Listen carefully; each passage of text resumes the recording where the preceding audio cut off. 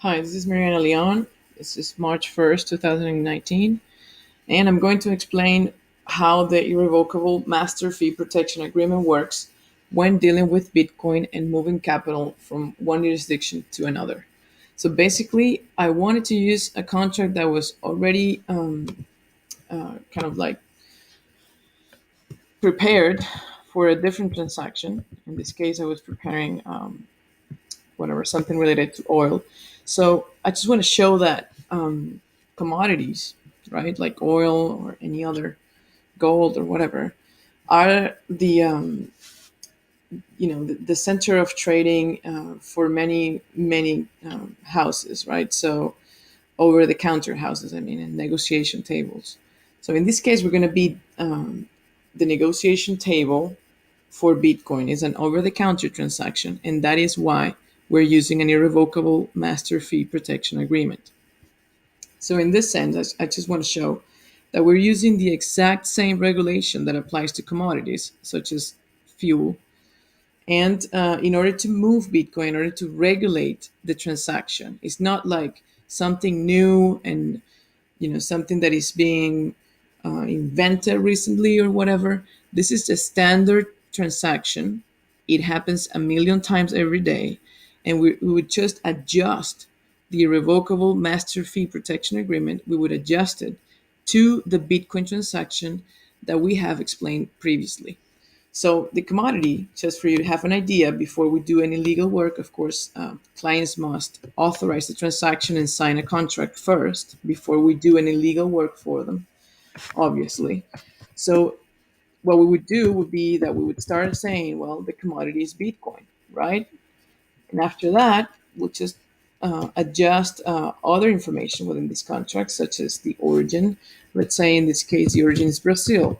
This is a very important matter because this is where we have to go through the first set of compliance documents where we state the origin of funds, build the invoices, and really make sure that everything is correct and that we can fulfill or all of our legal obligations, both in Brazil and in the US in this case, of this example in particular. Contract quantity would be the amount of Bitcoin, right? And as you can see, it's very easy to understand because we would have then, let's say, X amount of Bitcoin, okay, to reach a target of X amount, Y amount of dollars, okay? So delivery, here we would go and say, well, depending on where the LLC is, let's say it's Chicago. So whatever, Chicago LLC account, and let's say it's Chase, right? Contract term, this is very important as well because here we're going to say, well, we're going to perform this in whatever 48 hours, all right? And so we would go on like that, adjusting the contract. I just wanted to show you how it looks like in order for you to understand what the legal work involved will bring you. This contract has basically a protection of all the groups that are intervening in the transaction. So here we have provisions about shipment. These provisions of shipment and whatnot will be changed by transaction cost specifically. That document obviously is private because we're bound by confidentiality, so that's why I'm using a generic info. Other than that, we also have provisions that assure us to have written evidence of everything that happens, and all payments and all burdens and costs have must have written evidence. Okay, so that's an important part of there.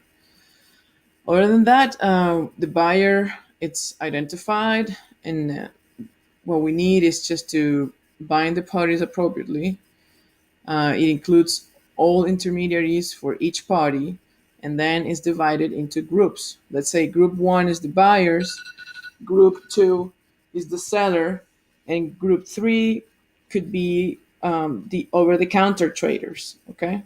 So this could be simpler if it's just a transaction that is being arranged for people, for somebody to move money from a country to another to invest in their own company. But usually there are many parties involved in the over-the-counter trading. It's just very important to keep the contracts and everything in order to preserve the origin of funds from day one.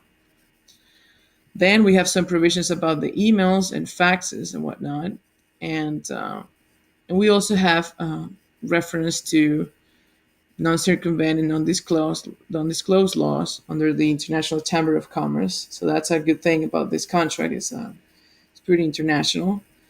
It's got an arbitration clause. Here's the identification of the seller's information, and then you got the buyer's information here. We need a passport, nationality. We need the seal of the corporation, the bank account, whatever. And so the banking cost on each side have their own terms there that must be honored. It's not like there's going to be a surprise about banking cost from transferring, for let's say, from an account to an exchange, or from an account to the company that is being the trader of the over the counter group. In this case, that's what we're doing. And then after that, well, we'll see how all the information is identified. We can see group 3 here. It's identified as buyers, facilitator, intermediary, or paymaster. So this is the person that has been coordinating the whole deal, the whole negotiation. And so we will establish whatever commission here. Here's the space to establish that commission. Also, well, all the parties are here, and then we ask for this to be notarized. We need the seal and the endorsement, which is when you present to the bank the INFA, so that you don't have any problems. So basically, this is it. Okay, this contract, once it's adjusted to Bitcoin and to specific deal, will be the fundamental document of your transaction, along with the invoices and the loan contract or investment contract that we discussed previously in another video, depending on what you want to do. So, well, this is a basic overview of how the irrevocable master fee protection agreement works like. And I hope this is clear, and that it'll be helpful to come to decisions and really get to business quickly more and more. All right. Talk to you soon. Thank you.